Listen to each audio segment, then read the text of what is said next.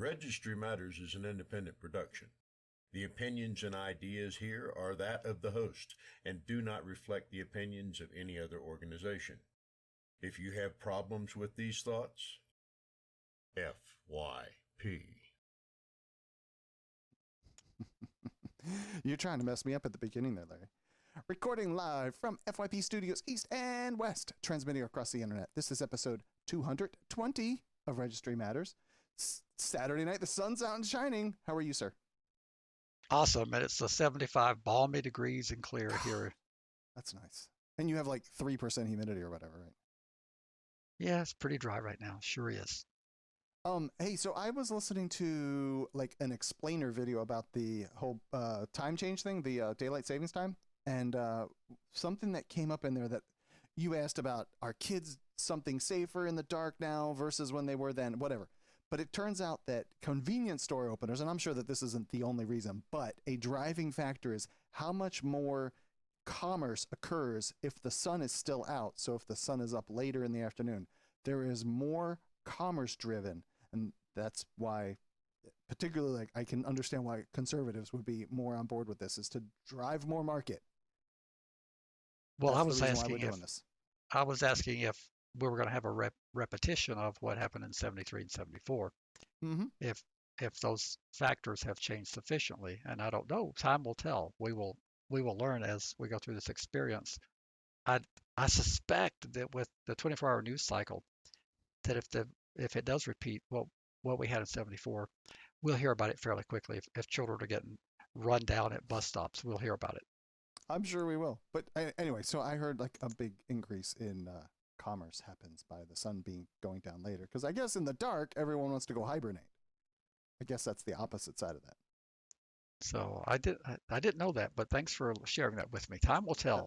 That's why I'm here. Hey, tell me, give me a rundown of what we're going to do this evening. The reason why I do this is so that I don't have to write that part of the show notes. I can just copy and paste what you did into what the synopsis of the show is. So I'm cheating. So tonight we're going to take 4 listener questions, and we're going to explain about a 501c3, and we're going to go through some articles rapid fire. I mean, really rapid on the articles, because by the time we finish the other stuff, we are going to be out of time. So let's roll this train. All right, well then let's start right off the bat. Then what does it mean to be a designated 501c3? And that's 501 with C in parentheses and then a 3 in parentheses by the IRS. And how do I get my tax deduction? Because I want my money, Larry. How do I get my money? The FYP is not in the tax preparation business, so you'll have to talk to your preparer about that. But as far as the designation, it allows the full contribution that you would make to be tax deductible, meaning that whatever your tax preparer tells you in terms of your church tithing, if you do church tithing, or any other charitable donations that are 501c3, it would have the same deductibility. And the exception is that goods or services derived are not tax deductible.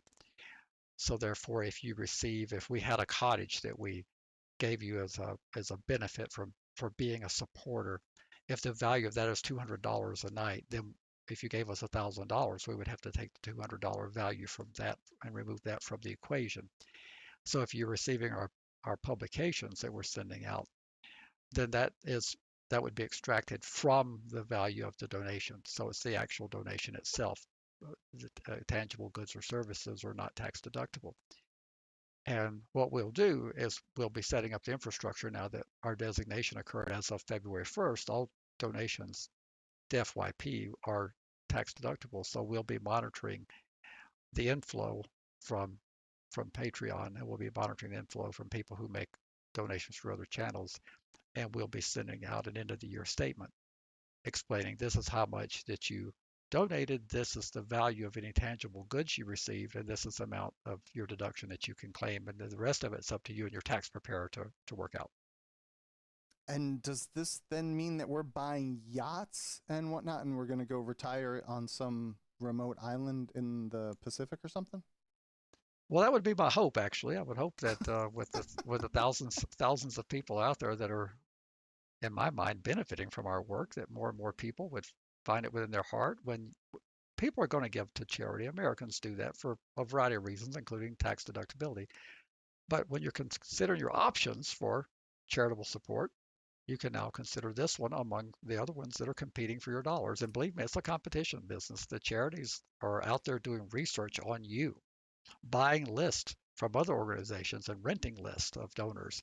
And they're doing extensive market analysis of your ability to give. And they're sending you packets of stuff saying, if you'll support us, you know, you can get that packet with a calendar and Uh-huh. all these gifts in there. They have done research on you that you're a capable donor and that you would potentially be able to support their work and that you're inclined to be supportive of the type work they do. I doubt FYP will be doing that. We will not have that level of outreach, but we're hoping that people that now that it's an option, that more people will find it within their heart to support us. I threw this at you for in the context of something else, but maybe we could do something through FYP, and if people send us referrals that we do something for, like, could we just, and completely off the cuff, if we had FYP shirts, t-shirts or something like that, and someone sends referrals, can we make that as some sort of perk for people sending us referrals? We can. Again, that would be something that would have to be factored out of the equation because that's a tangible, something Okay, tangible. So the $20 short would come off the donation. I And see. lots of times people that do that, organizations that do that, they will have a box for you to check. They'll say, keep my gift and put the entire donation to work. And the reason why they have that box there is because they're going to deduct the value of that gift, of that carry pack or whatever it is, and they're going to subtract that out. And if you just check that box, then they're happy and you get the full deductibility of your donation. I'm just trying to figure out how we can inspire our vast listening audience to spread the word about us. Well, I know now that since we've got, if we make it known, which we're going to have to upgrade our website and do some things, but I'm sure they're going to be flocking to us now. I believe so. All right, well, then we should move along, sir. Let's go to listener question number 1. Hey, Registry Matters Cast. Thank you for your bravery in creating and maintaining this show. Technical question. Is anyone familiar with the definitions of standing as it relates to a federal lawsuit against a state and fleeing the state with the intent to return upon the resolution of the suit? I'm currently involved in a federal lawsuit against a state for several violations related to PFRs. I am wanting to move to a state in a different federal circuit so that I can be involved with the lives of my kids until the suit finishes and return. Is this standing like presence restrictions, Larry? Not exactly. He's wanting to know about legal standing. It's a great question. When I heard it, I said, put it in. The only problem is we never have enough details, and you really can't get into enough details. But standing is of something that's of common interest to people because if you're going to sue, you need standing. And here's what's going to happen in all likelihood. So if you've made a constitutional challenge against the registry in Georgia, hypothetically, or Tennessee, hypothetically, Okay. and then hypothetically you move to Nebraska All or right. you move to Vermont, if I'm the attorney general in the state of Tennessee or the state of Georgia, I'm going to argue that there's no longer what's called a justiciable controversy because I'm going to argue that you are now required to register pursuant to Nebraska's law or Vermont's law, and that Georgia's out of the equation and Tennessee's out of the equation. So I'm going to do my best to not have to do any work. Plus, it's a hypothetical. Judges, courts are not there to give advisory opinions. Whether or not you would have to register in Georgia or Tennessee if you returned is no longer relevant because you're not there. Mm-hmm. You're registering because of Vermont and Nebraska's registry law. So I'm going to say this case should be dismissed because the requirement that's imposed on this plaintiff and the disabilities and restraints that he's alleging no longer flow from Georgia. They're flowing from Nebraska. So he needs to file this in Nebraska. That's what I would do, and that's likely what they will do if they haven't already done it. So, so, uh, so he may not have the requisite standing because his complaints may no longer exist. Now, I met one person in Washington that was a legal beagle, although his profession wasn't the law, but he was just fantastic at litigation. And he wanted to travel, and he litigated in I think it was maybe Hawaii, but he had litigated in a state outside of Washington state that hypothetically he did the very thing saying, should I have to register in that state? And he got that court in Hawaii to issue an advisory opinion. Because if I were the Hawaii AG, I'd say, well, it's a hypothetical. He's not here, doesn't have a connection to our state, which is kind of the reverse of what this guy's saying here. He's saying he's left the state where he's filed these challenges against that. But even though it's the reverse of the scenario, the same principle applies. His registration nightmares are coming from whatever state he's gone to now, not from the state that he left. Think that I think one piece of clarification. He is still in the state where the suit is. He is talking about leaving that state so that he has more freedom to be involved with his kids' lives. Does that then terminate the lawsuit in the state where it was challenged? It very well could, because if I'm the AG, if I'm on the defending side of that, there's one certainty about a case: you can never lose it if there's not a decision on the merits. You cannot lose if it doesn't go to trial on the merits. Okay. Would you agree with me on that? I think I gotcha. So I do not want a decision adverse that I have to fight on appeal. So I'm going to try to get rid of it jurisdictionally. I'm going to argue that you're no longer my problem, that you're whatever that state is. So if you leave that state where you've got the lawsuit going, you should expect a motion to terminate that litigation. That would be my expectation. Can I make like my layperson understanding, and this may sound crude, but if you have a case going and your key witness happens to end up deceased, the case falls apart because your witness has gone away. Like that removes the ability to like prosecute the case. Are we something of a similar analogy? Well, it's vaguely similar, but Okay. but not exactly. That means you just simply don't have a case because your material evidence is not there. This is different because I do not want a decision on your complaint, and I'm trying to duck having any litigation. So I'm going to do everything I can with pretrial motions to extinguish you without ever getting to the point of a decision. And the first thing when you move out of the state is I'm going to say, well, he doesn't like our registry much, but guess what? He's not registering with ours. He's registered with theirs. I got So you. I therefore, got you. this stuff no longer applies to him. So therefore, Judge, he doesn't have the requisite standing. Now he can argue against that. He can say, well, actually, I have a home in that state and I have connections to that state, and I'm going to be he can file a responsive pleading to their motion to dismiss for lack of a justiciable controversy, and he can force a ruling on that. But that would be what I would expect them to do. What about he was being damaged by it? I mean, if you leave a state, the prosecutor could still come and get you and then prosecute you even though you've then left the state. If he leaves, he was still damaged in the past because of the way the rules are. Just because he left doesn't mean he wasn't damaged in the past. Well, I'm assuming, like I said, I don't have a lot of details. I'm assuming he's making a constitutional challenge against the registry that it's putting disability restraints on him. You're not going to get any monetary damages. You're not going to get any monetary damages out of this. There's that's just not going to happen. Of all the lawsuits, I get you on that. I'm with you on that. I was just trying to speculate that. I mean, if he's being damaged today and leaves tomorrow, he was still damaged today. The disabilities and restraints of today that impacted his life.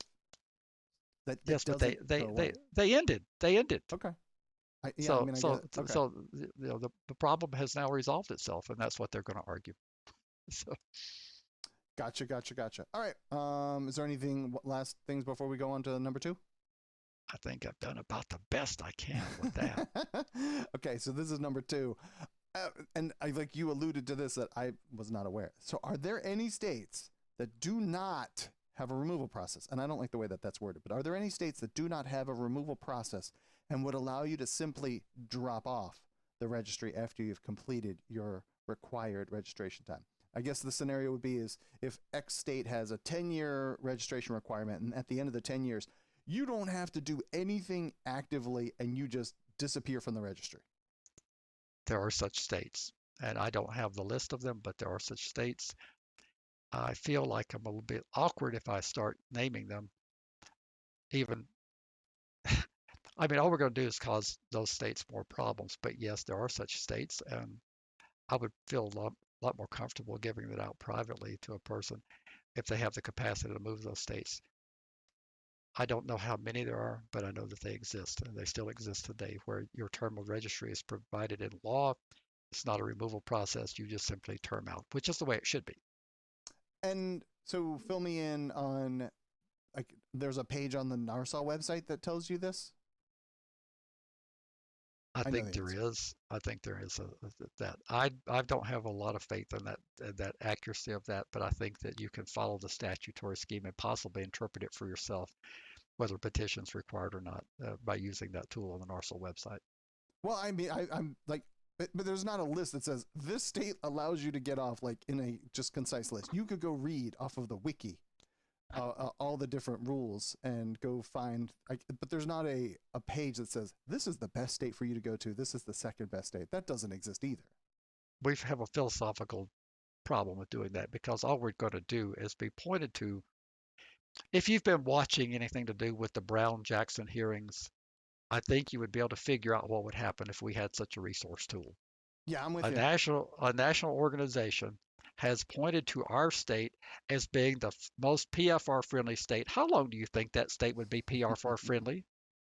Well, we even have advocates running around trying to make. Well, I'm sorry. I guess states trying to compare, saying that this is an easy state. We should be more like those that are around us. So yeah, I understand. So if everyone's got a U-Haul truck going to whatever state that is, then they're going to be like, we don't want them here either. So then they're going to tighten up the rules. So yes, Absolutely. we need the I'm, secret handshake. I'm not a genius in terms of tech stuff, but I would imagine that if there were a keyword on our website that said best states on a, I have a feeling that not only would the PFRs pick that up, but I have a feeling that law enforcement and detractors would pick that up as well.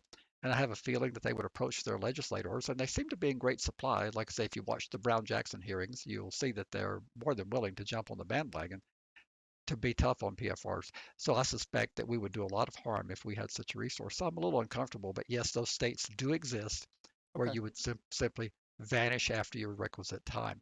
Now, just because you would vanish, like say, for example, you may have a state where that law is 10 years, but they don't give you credit for the time in another state. So you got to, that's the nuance that you got to pay someone like me to figure out if there's a provision in their law to give you credit. What if you've done 10 years and you find a state, which they do exist, where after 10 years you're done if you only have one offense, one conviction, and then you find out they don't give you credit for the time in the other state. So you get to start your clock all over again. Would that make you happy? No, that would not make me happy. That's why you need to talk to a professional who understands this stuff. That's why some years ago I made a fair amount of money, and me and an attorney did from a person who decided to move to our state because he had done his own research. He was a what do you call it? The ones that work with animals. Not a doctor. Well, a doctor that works with animals. What do you call those people? A vet? A veterinarian. Yeah, he's a veterinarian. And he did his own research, and he determined that we don't have any residency restrictions here, and he was correct. Okay. But he was also under supervision. He didn't determine that we have administrative requirements that the corrections department have imposed for those on supervision. And all of a sudden, he had bought a home and he couldn't live in it because the 1,000-foot requirement. He could not live in the home that he'd already purchased. And I told him, well, you've got a couple of options. I said, you can sell the home and take whatever loss you might take and find something that complies, or you can see if the state that imposed your supervision will make you unsupervised, because he even had the compact administrator of that particular state asking me, is there anything he had found out that I was supposedly the go-to person? And the compact administrator talked to me and said, why can't you people take him? Yeah, his offense is so unique and he's been such a great person. And I said, well, you got to make him unsupervised. That's the only way you can escape the requirements of the compact, but he can't live in that residence.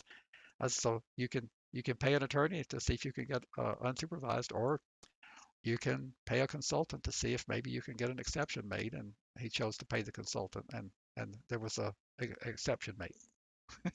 So, Okay, so there are states you're not saying. I have no idea, so you're on your own. But if you want to, I guess they could figure out how to hire a professional to help advise them. But even in all that you're saying, not all states are created equal. Your conditions may be more favorable in this state versus another one. Absolutely. You need a professional. So that's where you need to play my clip that we haven't played in a while. That that Oh, I know at which the one end of that the show. is. Well, I mean, I'll do that now. I gotta find it. Yeah, this is the one. I agree with you entirely. That is why I am here. And that is why you are here. Okay, well let's go over to question number 3. I live in Virginia, where both senators are Democrats. They both vote the way that I want. Can I contact an out-of-state senator to express my wishes? My email address does not indicate where I live, so unless I need to fill out a form in order to express myself, they will not know that I do not live in their state. All right, I'm on board with this question. That sounds good. I would say do it. It cannot hurt. I don't know how much it'll help. The way it works in the state system, remember, folks, I've never worked in a federal legislative office, so I'm giving you state advice and feedback. Your one email doesn't really make a lot of difference. It's the totality of the volume of emails that are coming to us in our ratio. So if there's a hot topic and we get 340 emails, well, if 100 of them are one way and 240 the other way, we're looking at the ratio more than anything else. And we're trying to figure out as best we can if they're within our legislative district. And that's a challenge in and of itself. But we're looking more at the ratio. So if we could generate a lot of emails and a lot of phone calls, a lot of communication to these senators that we played clips from last week, the ratio would be important as compared to how many they're getting that are very supportive of their stances. And I would say they're getting a lot of support for their stance. I just about guarantee you that the people in Missouri are just excited as they can be. The people in South Carolina are as excited as they can be. And the people in Texas with let's just name them, with Cruz in Texas, and with Lindsey Graham in South Carolina, and with Josh Hawley, they're just as excited as they can be that they took those positions. So it's a good thing. I would not discourage it. I don't think they would pick up on that you're out of state, but it's going to be evaluating the totality of the traffic that's coming in. And I mean, if you watch Ted Cruz, they had a shot of him where he just finished ranting, and they had him checking his Twitter. He was trying to see if he was trending. so That's so narcissistic. That is so narcissistic. You saw that, right? I did. I saw a clip of that eventually. Yeah, that's where it is with the. See, everybody has this great notion that the public sunshine, seeing what goes on, is better for democracy. It can be. It's kind of like being a textualist. It can be good. It also can be bad. These cameras are very bad in some instances. The sun shining in is not always a good thing. And this is a fine example of it not being so great. In chat, someone says one email and a $1 million campaign donation might get their attention. Is he offering $1 million campaign donation? He may have one. He's yeah. I'm not going to say how much he has. I don't know how much he has, but just saying. But I mean, if at a state level, I don't know how much senators go for, but I bet $1 million in a House of Representative person, like that would go a long way. But that's gonna trigger a lot of campaign money, finance rule things, right? Aren't there limits? Well, in the state, we have state limits. I don't pay any attention to federal about any limitations. I don't think there are any limits, but there could be. But yes, we have cycle limits here of what can be donated. I think it's $5,200 if I remember right. And what happens if you exceed that? Like you just can't? They return it? Well, what happens is getting into the nuances, the system tells us when we're entering it into the system, it tells us if that donor has exceeded, and it flags out that donation for us. You can override it and you can tell it to go ahead and accept it, but guess what? When you do that, you get a notice from the Secretary of State saying that you're out of compliance. And then you need to either return it to the donor or you need to give it to a charity. You need to get it off your books. But yes, you can actually take more than. Sometimes it happens inadvertently. Big entities, larger entities, one hand doesn't know what the other is doing, or they intend it to be reported in two different cycles, and they give you money at the end of one cycle, and you don't actually receive it, and you're not careful about when you catalog it into the system, use the date that you received it versus the date on the check, and then you're in another reporting cycle, and you end up with too much in that cycle. So there's so many things that can go wrong. But yes, it is tracked. I will just tell you that there's a tech podcast that I listened to that had someone that was running for Congress somewhere in Massachusetts. And so she's here on a podcast that gets 100,000 downloads a week. And she's like, here's my address for you to donate money. So she could have received donations. She's trying to run for the House of Representatives at the federal level for representing Massachusetts, but she could be receiving donations from all over the country. That would be okay because it's a single donation that is underneath those limits. If there are any limits. But Yeah. yes, they solicit outside their districts for federal races for those competitive Senate seats, particularly. You'll see a lot of fundraising. Your Senator Warnock will be raising money all over the country. Any senator that's in a swing seat that's competitive, that's up for re-election this year, and even key House races, they fundraise outside their districts. Absolutely. Are you a first-time listener of Registry Matters? Well, then make us a part of your daily routine and subscribe today. Just search for Registry Matters through your favorite podcast app, hit the subscribe button, and you're off to the races. You can now enjoy hours of sarcasm and snark from Andy and Larry on a weekly basis. Oh, and there's some excellent information thrown in there too. Subscribing also encourages others of you people to get on the bandwagon and become regular Registry Matters listeners. So what are you waiting for? Subscribe to Registry Matters right now. Help us keep fighting and continue to say FYP. All right, well, we should probably move on. Number 4 says, I've asked you people before about my cousin who's facing federal CP charges. His family is considering cashing in their 401k and refinancing their home to hire a private attorney. The case has been put off for at least twice, but his federal public defender and the peanut butter has hit the fan on CP with all the controversy surrounding Judge Jackson and if she will be on the Supreme Court. The family thinks it's the best option because they believe that a private attorney can get the best outcome. Does FYP believe that this is a good strategy? So, I mean, if having a private attorney is better than a public defender, the answer probably always has to be yes, because just of the resource constraints that a public defender is most likely always overloaded with 10 times as many cases as a private attorney. I could buy into part of that in the state system, but the federal public defender system is much different. Okay. Much greater resources. It's a very coveted position. A lot of people yearn to be a federal public defender that are in criminal defense because of the high salary and the selective nature and the support staff and the smaller caseloads they have there. I would say to this family, I would not advise it. It's a personal choice. I would not advise discharging a federal public defender and substituting in a private attorney because I know the actual details of the case. I'm actually talking to the person, and they're talking $100,000 because of the number of images and how egregious the charges are. I can't see a different outcome in this case. There has been a confession. Okay. There has been a counseled confession in this case.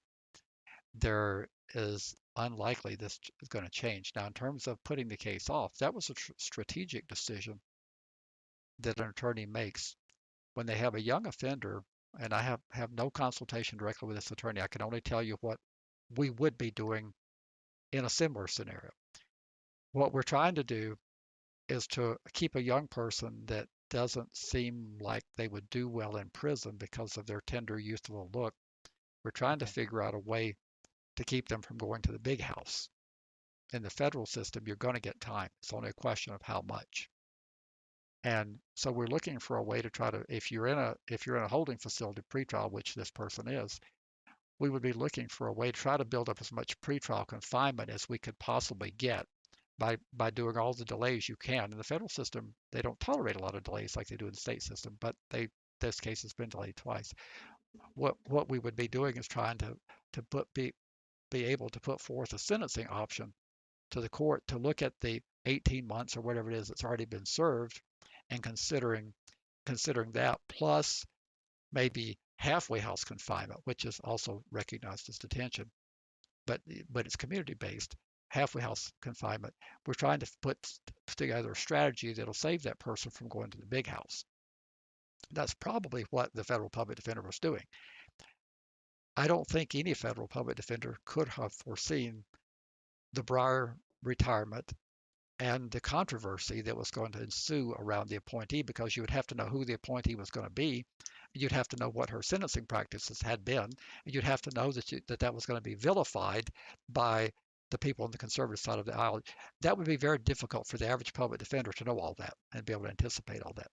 So even though the peanut butter has now hit the fan, I can't see a judge now that would have been inclined to have bought into my argument that the young man's already got 21 months in custody, sitting pretrial or whatever it is, and we can give him another 42 months or another 16 months or whatever in community-based confinement, and then with all the other constraints that were enunciated by Judge Jackson. I don't think that's going to be very palatable to the judges right now, because they're looking at this saying, I don't want that to be me next. So if I'm going to be considered for an appointment to an appellate level court as a trial judge, I got to be real careful, because this is going to be under the microscope. Sentencing is going to come up again and again, because the reason why, it worked. It changed the attitude of people about sentencing, as we're going to get into an article later in terms of proposals to change sentencing guidelines. But it worked. Therefore, folks, since it worked, you would expect that they will do this again and again and again. The only reason they would not do this again is if it did not work, but it worked. Now, when I say it worked, it's not going to stop the confirmation, which I predicted. Now, there's one Republican already said that she's going to vote for it. So there's nothing they can do to stop that. But that's not their goal. I mean, that would be extra benefit, but their goal was to stop future appointments to appellate level courts by taking control of the Senate, by scaring people into shifting control of the Senate. That was their goal, and that's where they're focused right now. That is not, I mean, Jackson is ancient history. I mean, she's going to be on the Supreme Court. Right. But I mean, she's got, like, what is she going to have, like 53? I don't know. She may end up with more, because there's a whole lot of undecideds. But I read an article today that Mitch McConnell's urging his party to vote against. Well, and Graham's already announced, and I had some clips, but I decided not to use them because I think we've made our point already. Sure. But Graham has been very eloquent in his disgust about how that these kind of people should not be treated lightly, and we would just be beating a dead horse playing stuff that he said again when he announced that he's going to vote against her. Let me ask you one question about this question is, what is the peanut butter has hit the fan? What is peanut butter? That's a nice way of saying poop. That's a nice way of saying that. All right, so this is the shit hitting the fan, but someone decided to say peanut butter. Got it. Now I understand everything. Let's see. Do you want to do the Hawley thing, or do you want to do the question about language first? Which do you prefer? Language? Yes, the language of a bill. Oh, you're smoking wacky weed. Let's do Hawley since we're in that same subject area. Very good, very good. So someone posted this actually in the Discord server. I'm not sure if it made it out to any other the affiliate groups or anything like that. And this is from Senator Josh Hawley's website. Hawley leads bill to protect children, toughen sentences for CP offenders.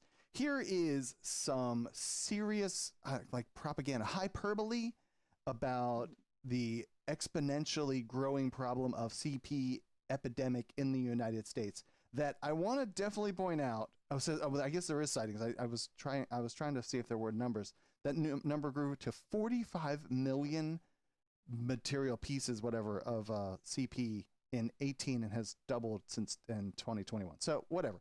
There's a whole lot more people running around with cell phone cameras taking pictures of the junk, and that would be classified as CP. This is ridiculousness. But the whole thing here is the representative that was, senator that was attacking Miss Jackson in the Supreme Court nominations. And here he is trying to make a bill that makes everything much worser for people with these charges.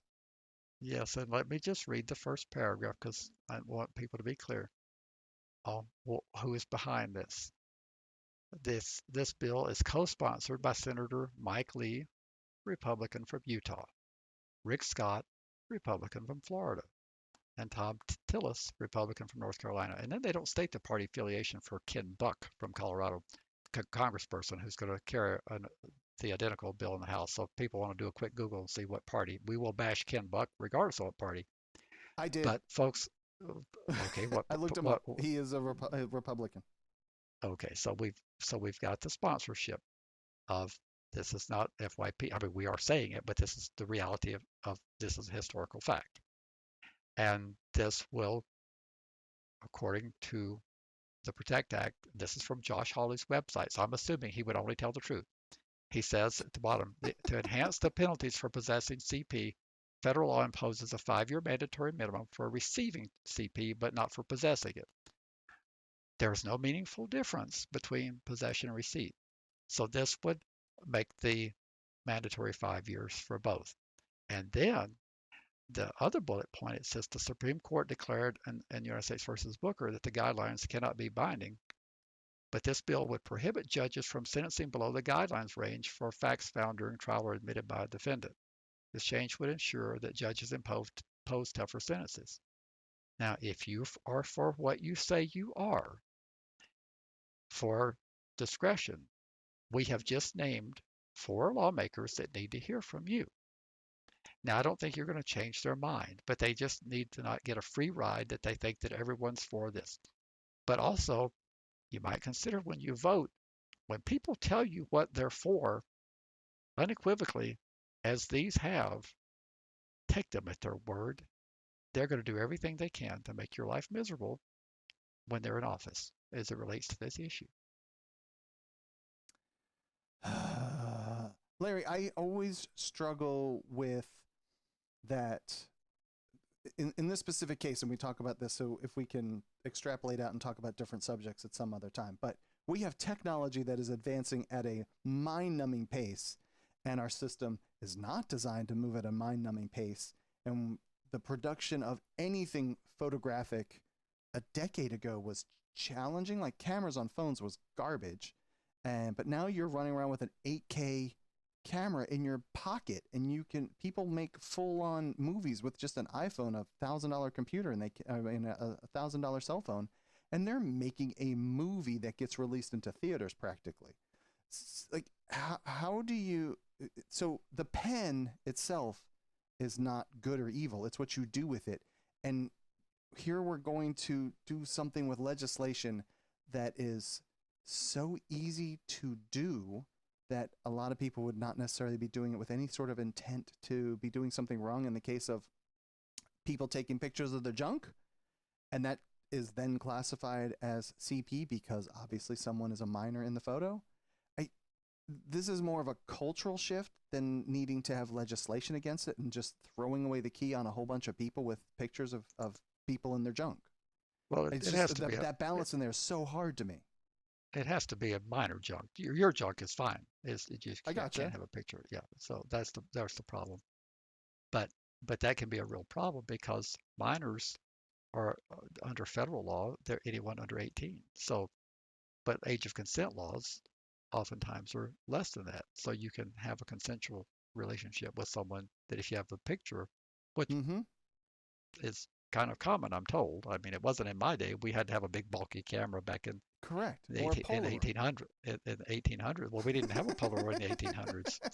So with the thing where you put the carpet over your head so you can get in there and the thing, poof. Yes. So, but we didn't have that option. But we would have done it. We would not be any different than any other adolescent. The only thing was the options were different. But we're going to introduce legislation and then potentially throw away the key on people. That's what we're going to do. And that's where the public is until it happens to them. That's where they are. This sounds really good.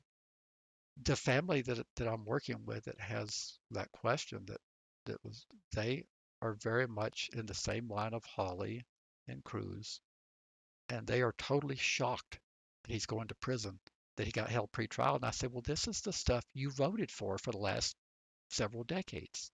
Mm-hmm. You wanted to be tough on criminals and not let them out so they could re-victimize society. you wanted lengthy prison sentences, so you're getting exactly what you were for. I'm surprised that you're surprised. It shocks me that you don't understand. This is what you were for. Yeah. Just now that it has personally impacted you, now you're like, what in the world? How did this happen?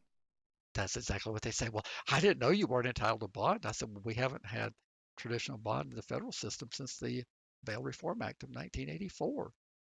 And here in our state, we've got it's not quite as old, but we've got the similar system here where people can be held pre-trial without bond. It's a real serious problem. I happen to believe that you're presumed innocent, and I don't care about your offense. I care about the presumption of innocence.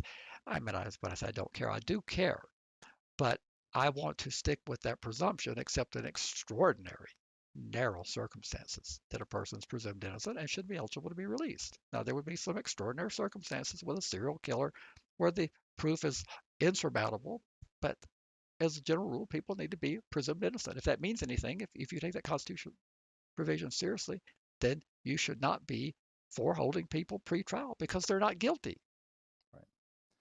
I just want to read one of the comments from this article, whatever, this proposal. The confirmation hearings of Biden's Supreme Court nominee have exposed a troubling leniency on the left and, most surprisingly, on the right for those who commit sexual offenses against children. It's time for Congress to stand with the victims of these offenses and to ensure that perpetrators receive the severe punishment these crimes deserve. Quote. Yep. That's where they. But like I say, that's resonating quite well. They're getting a lot of mileage out of that. That is going to be a major issue in the election cycle. You don't need to be surprised. They are going to try to capture the Senate back by saying, we can't stand any more of these kind of judges on our appellate courts. And that means the courts of appeal and the Supreme Court. We need to be your guardian. You need to entrust us. We will see to it that these kind of judges don't get through if you trust us with the Senate. That's what the campaign's going to be about. Gotcha. Okay. Well, then, finally-ish, this would be the last main segment before we cover some articles. I wanted to talk to you about the impact that's specific, and I mean down like hyper specific, down to the impact that a single word can have in the impact of legislation. And rolling through Georgia, and I know there's somebody out there that bitches when we talk about Georgia and New Mexico all the time, but look, I live in Georgia, so this one kind of showed up on my radar. And of course, when things show up in New Mexico, they're in your wheelhouse. But if you have something that you want to talk about, feel free. But anyway, so this one was in Georgia, and it's House Bill 347. And among changes in it, there's one specific change that was made, and it's on line 17. And they changed one word, Larry, from the word or to and. And while that to me would be like, what's the big deal? What does that matter? But because of the way the two conditions that we're talking about in this case, or the case or whatever, in this proposal, this bill. So it says 10 years have elapsed since the individual has completed all prison, parole, supervised release, and probation, and has been leveled to level 1 by the review board. But before it said or, so you could have condition A or condition B, and you could be released from the registry. This one word makes it that you have to achieve both of them. So I wanted to noodle around with you, since you're a policy legislative expert person, about the impact of these individual words and how important that is. Absolutely. Well, the funny thing about this bill is that what you just said is exactly the way it would have been presented in committee.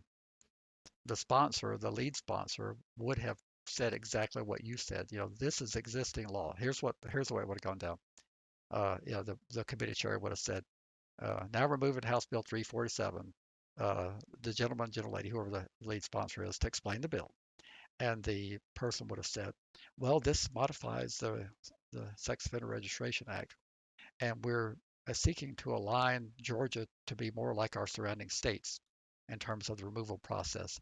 So we don't really need to do a whole lot of change, but we're going to change one word and only one word, and we're going to change from an or to an and. And then they would stop at that point. And so unless you had someone on the committee who wanted to be pro PFR, no one's going to have a problem with changing and or to and. And so if someone does on the liberal left stand up and say, well, what's the purpose of the and? Well, is that, Madam Chairman, Mr. Chairman, well, the reason why we're changing that is because we're trying to bring Georgia to closer alignment to the surrounding states. So this will make the removal process more consistent with the states that surround us. And it's not a big change, but it's to have consistency. Georgia's a little bit lenient now in terms of how people go.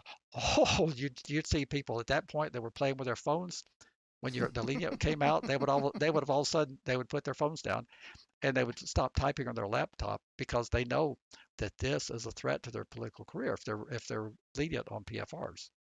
So, or they perceive it that way, whether it's a legitimate fear or not. They would say, so we can fix this with just one word. That would be a question for one of the members of the committee. We can fix this with just one word, and they would say yes, and they would move due pass. And when they look around to take public comment, if anybody, there wouldn't be a single person in all likelihood there speaking against the bill. And the Georgia Sheriff's Association would be for it. The Georgia Association of District Attorneys would be for it. No telling how many law enforcement type entities would be for it. And there would be virtually no one speaking against the bill.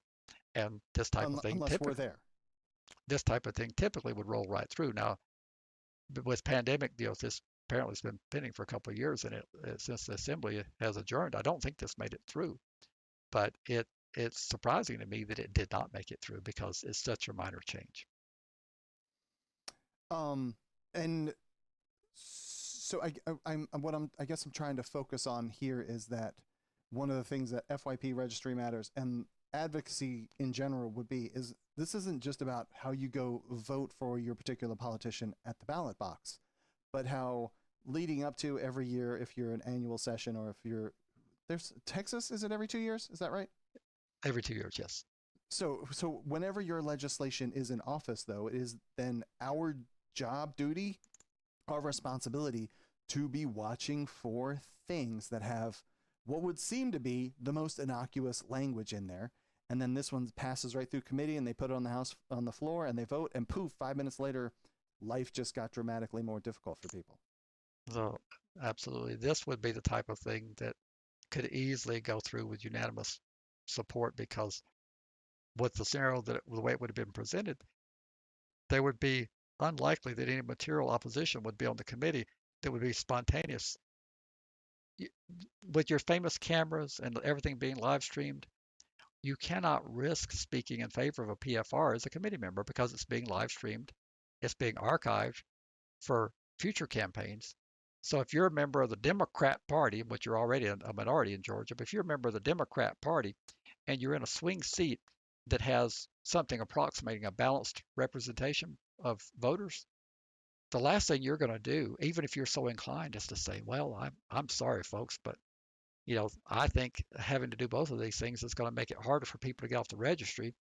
And I have some concerns about this, Mr. Chairman, that we're taking what has worked fairly well. We're going to transition to forcing people to have the 10 years in and to be a level 1. And that means fewer people is going to be off. Can you imagine how many people would be willing to have that archived in perpetuity to be used in the next election cycle? It's just not the way it works. It's just not. So then what is the strategy for something like this to not make it? We have to derail it so that nobody has to vote and then it's not on record for anybody? Well, the strategy is you've got to build support with these conservatives who can, first of all, they don't get hit on crime. They get hit on other issues. So I'm not trying to say that the Democrat Party doesn't hit conservatives. They do. They absolutely vilify conservatives. It's just a completely different plate of issues. It's all a completely different thing that they're going to hit you on. They're going to hit you because you're trying to destroy the environment. You're trying to be pro-business. You're trying to keep the workers from having any rights. So, I mean, they're going to hit the hell out of you, but not on crime. I've challenged, and I continue to repeat the challenge. If you can show me a Democrat hitting a Republican on crime, we will vilify that Democrat because it just doesn't happen in the modern times. That did happen in the not too distant past when the parties were more diverse in terms of their tolerance for viewpoints. But now the parties are very polarized along an ideological bend, and they don't have conservatives in the Democratic Party like they used to, and you don't have liberals in the Republican Party like you used to. But yes, what you would do is you would try to convince somebody who is on the committee that it's been assigned to. It'd be great if it's the chair, but if it's not the chair, some member on the committee who has very little opposition, they're in a very safe seat, that this is not good public policy. You need a couple of good points to convince them this is not good public policy. And I don't know what those points are because it's unique to the bill, to the lay of the landscape of what's going on in Georgia at the particular time. If there hasn't been a high profile PFR case where somebody's done something that's on the registry that got off the registry, but you would have to convince them that there are some good, solid reasons, and throw your stupid recidivism out the window. It's going to be more fiscally driven because conservatives talk about fiscal responsibility. So you would have to come up with some arguments revolving around that keeping the large group of people in the registry makes it more expensive and unwieldy, and we can't focus our very precious and limited resources on the ones who need to be tracked and followed. And that would be one argument you would make. And you need a conservative to lead that charge, to raise that issue. And you will get the minuscule number of Democrats on that committee. They will magically, you'll find bipartisan support for that if you can get a Republican to speak against and express some concern. So that would be my strategy if I were in a Republican state. If I were in a Democratic state, I'm going to take a different strategy. I'm going to try to wreck the thing without it ever getting to a vote. And if I can't wreck it at the first committee, I'm going to try to wreck it at the next committee or the next, because ours goes through so many committees before it can make it to the final vote. So I'm going to try my best to do a trade wreck and make sure it doesn't make it to the finish line. But some people don't have that option because they don't have as extensive committee assignments as we do here. Everything here is going to go through generally 4 committees, 2 on each side of the rotunda. Okay. And that would be opportunities for you to find some way to delay it, have someone out sick when they need to do a vote. I mean, anything of that sort. Well, you're trying to keep it from being heard. That's what you're trying to do. When it gets heard, if it gets heard, once it gets out of committee, depending on where you are in the session, it may not make it through the process. I don't care if something passes in the final 4 days on the House side if it hasn't got to the Senate yet, because in 4 days it's the most extraordinary effort to get it to the finish line. So you can relent on your opposition. It's all very intricate strategy. You have to understand how these processes work. And that means you can't do it on your keyboard. You actually have to go meet these people, watch them work, get to know them, understand how they make the process work and where the pressure points are in terms of, but if you can, in a part-time legislature like Georgia, where they're only going to meet 40 days, every day is precious. And everybody's jockeying, trying to get their bills heard. So if you've got a bad bill, you can afford to let them vote on it if it's close to the end of the session and it can't make it to the finish line. You can afford to let the committee be bold and say, yeah, we're going to all vote unanimous, do pass, never going to make it to the finish line. But you have to understand all that. You have to understand whether it can make it to the finish line. I gotcha. I think we should probably move on before everyone's eyes roll in the back of their head, because it starts to get a little wonky. You know? So that's correct. All right, let's keep going. I just wanted to acknowledge that a patron sent in a question regarding a decision that was in Texas about, I guess, like prosecutors withholding evidence, and just wanted to let you know that we got it, but there wasn't really enough time to get into it. Did you want to even say anything about it, or just kick it to next week? It's a civil lawsuit. I think the criminal conviction was actually reversed, but the civil lawsuit, I don't think I understand it well enough to sound intelligent about it. I'll have to read the case from the Fifth Circuit Court of Appeals. Very good. All right, well then I guess we are at the speed round of articles to cover, and we got maybe 7 minutes to cover articles there. So if you can keep it brief, then we can cover many. If not, we'll cover one. So then let's pick out what we're going to do. Let's do the Sidney Thomas and Biden struck out on police reform. And with the North Carolina, let's do North Carolina, Sidney Thomas, and Biden struck out, those 3. All right, so we'll do North Carolina first.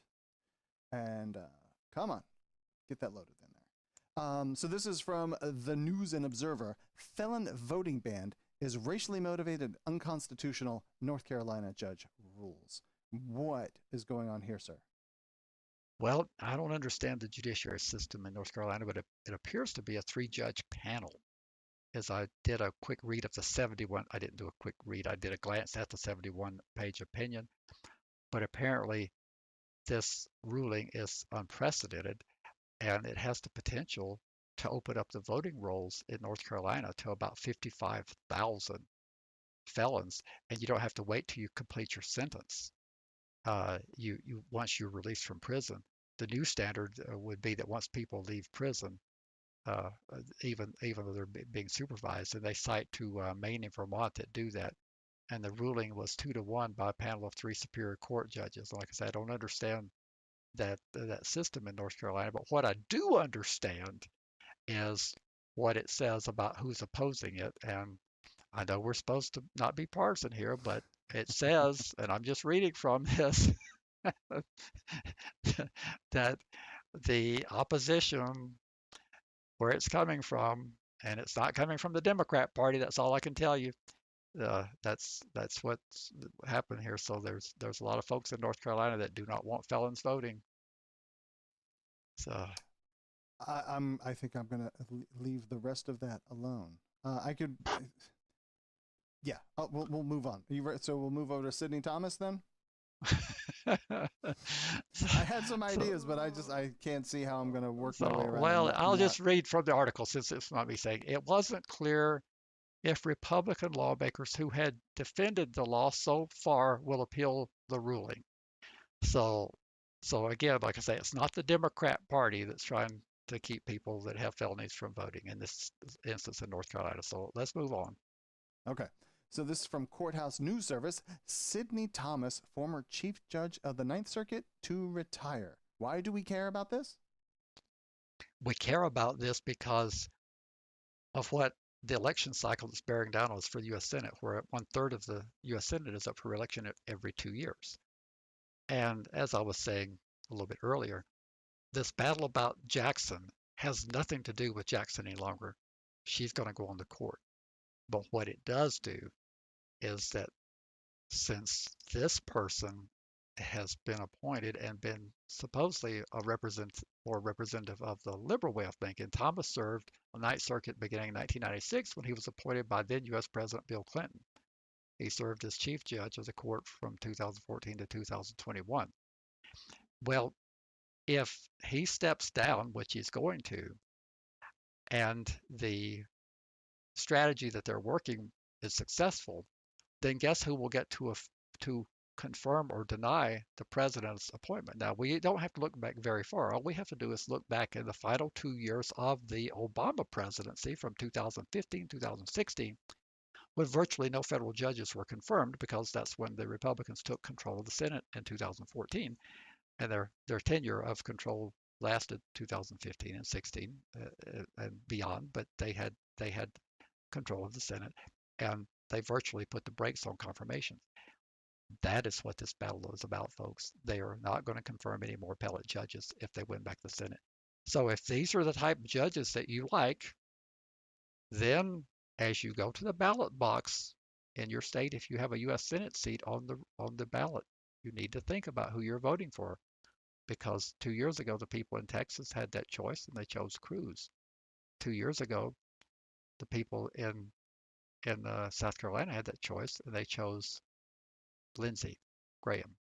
And I think it was 4 years ago that they had that choice in Missouri. They had Claire McCaskill versus Josh Hawley, and they made the choice they made.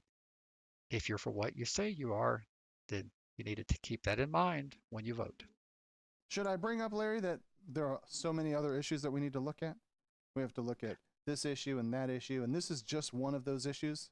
Well, that's what they tell me when I say that. They tell me, they say, Larry, you don't understand. I have to look at the bigger picture. Then I say, okay, well, that's kind of insulting, as if I don't look at the bigger picture as well. I look at taxation, I look at environmental policy, I look at everything that you look at, national defense, I look at all these things. But apparently they don't think we do. So I asked them, well, be specific. What are the big issues? You know what they usually align themselves with? They worry about prayer in the schools. They worry about same-sex marriage and how that's destroying the country. They worry about the individual choice for an abortion, and they will vote on those issues to the detriment of everything else. They will say, well, those things are just more important to me, and I have to vote my conscience on that. So that's where it comes down. I'm not criticizing that. I'm just telling you that's what they tell me. It seems a little strange to me. If you can't go to to your school to see your kid grow up. You're not allowed to have a job because of employment restrictions. You're not allowed to rent a place because, or even buy a place. There's places that are off limits because they're too close to things, even though you have the money to purchase them. If you're not allowed to live in a place, to me, those issues would be far more important in my prioritization than same-sex marriage and prayer in the schools and stuff like that. But that's just my prioritization of how I would look at things. There's a buddy of mine in the state, and he's basically a one-issue voter, not being critical of it, but if someone is pro-choice, he cannot vote for them regardless of anything else. That is the one issue. That's what I was just saying. That's what they tell me. That trips me out. So, well, I don't understand it, but to me, those other things would rank a little higher. But that's just my priority. Very good, sir. The final one that we're going to talk about is from the Marshall Project, the Biden one. That's the one that you asked for? Yes. Okay. Yes. Biden struck out on police reform. Is Trump's remaining policy enough? Was there police reform during the Trump administration? I don't really recall that being a thing. There wasn't really. Trump was more of a law and order, but we're at this point where that anything that would seem to be reform, like we've talked about on various episodes about the qualified immunity, for example. That's not going to happen. Right. That would be a lot to do with police accountability. The civil lawsuits against police agencies, the consent decrees, like we have one here in Albuquerque right now, where the police were just killing an awful lot of people. Those are going to be a thing of the past.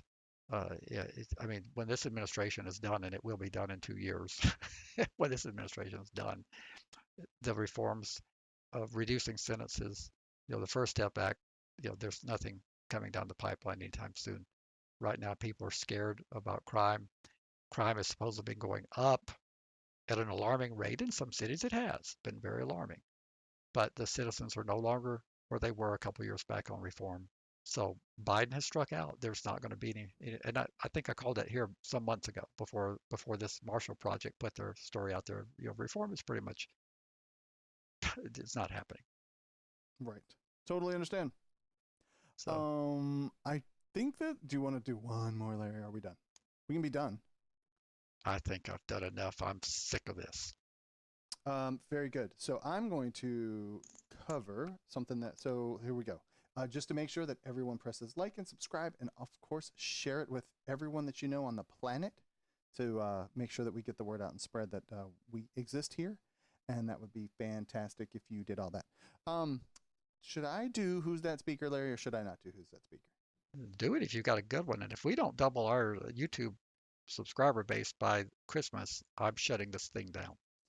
Well, I can't even tell you what one I picked. I know which one was there last time, so it'll almost be a surprise for me. But last time, I played this one. To save a dog that looked as if to them it had been abandoned, and here they get thanks from you people. I had to do that just for you, Larry, because it had the you people in it.